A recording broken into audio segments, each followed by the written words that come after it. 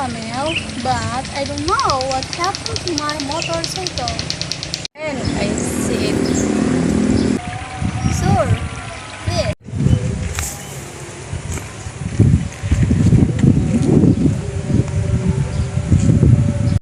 This sounds difficult for me, but my friend must know something like this.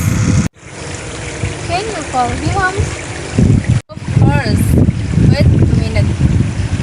A few moments later.